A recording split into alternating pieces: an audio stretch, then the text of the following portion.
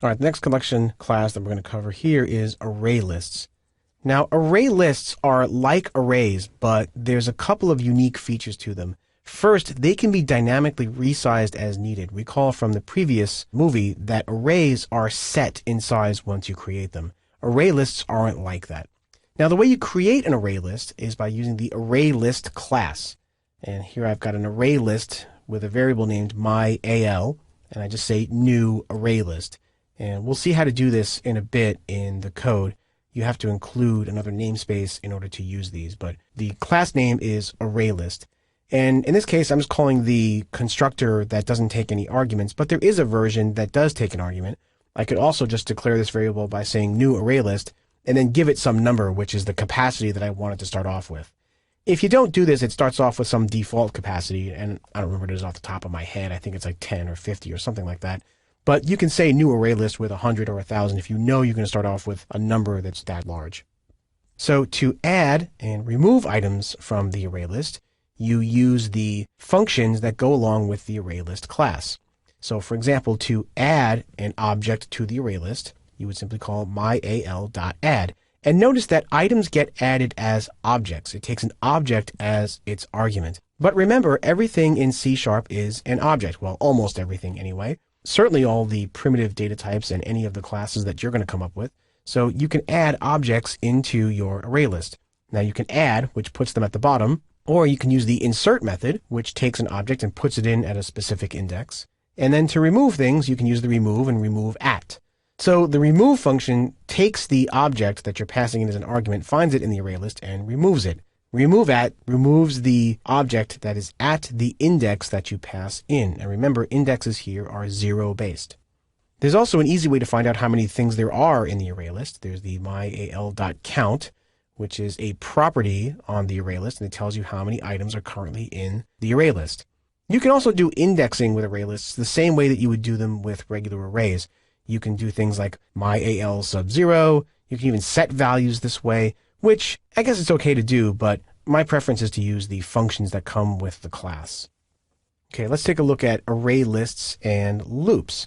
So suppose we had an array list that we declared like this, and we added a whole bunch of items 1, 2, 3, and 4. Out in memory, this goes ahead and creates an array list with 4 items in it. Now, if we wanted to loop over the contents of this array, there's a couple ways we could do it. We could use the for loop, which we've seen in the past. And in this case, we would have an integer variable named I, and we would loop I up to being less than the count of the items in the array, and we would increment the loop counter. Now, this is a perfectly valid way of doing this. However, there's another way to do this. And of course, we could operate on the contents of the array list. We could write things out. But my preference when working with things like this is to use the for each loop. Now, we didn't talk about this earlier in the course, but I'm going to introduce it now.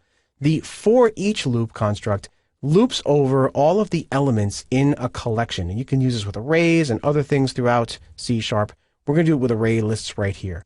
So for each doesn't take a loop counter. What you do is you declare a variable inside those parentheses. In this case, it's an object because array lists contain objects.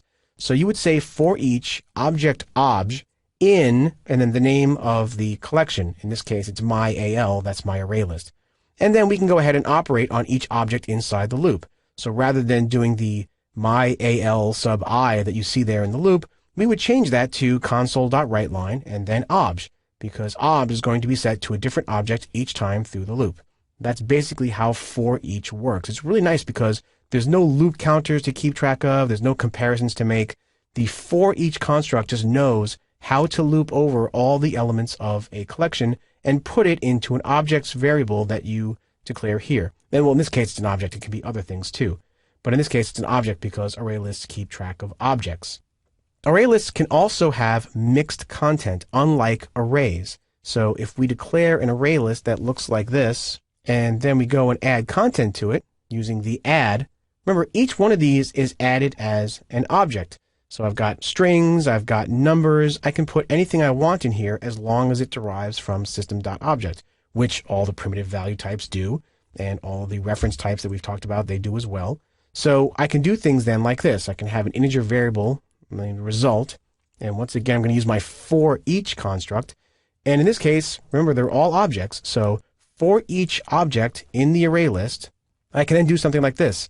If the object is an integer, remember the is operator from earlier on in the course, I can then say result plus equals, and then I cast or convert the object to an integer by putting the word int in parentheses in front of it.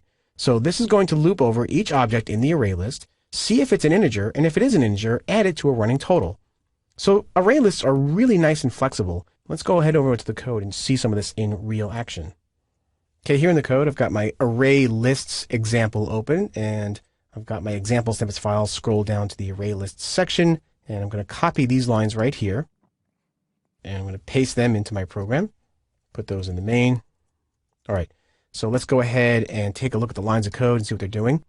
Here on line 13, I'm declaring a new array list object and putting it into the myAL variable, and then I add some stuff to the array list. I've got a string, an integer, another string, another integer, and then a floating point number. Then I have my for each construct right here on line 20, and I've got my object O variable, and that's going to be set to whatever the current object is each time through the loop. And then I'm checking to see if O is an integer. And if it is an integer, I write out the value of O using the console.writeLine construct. So let's just run this, and you can see that 2 and 4 are being written out. Okay, let's go back and make a quick modification. Let's say for each object, if O is an integer or O is a float, then we'll write it out. And in this case, we'll run it again. You can see that the floating point number as well as the integers are being written out. So array lists are a really nice flexible alternative to using arrays in C#. If you find yourself needing an array construct that is flexible, can contain mixed content, and so on, consider using array lists rather than just fixed-sized arrays.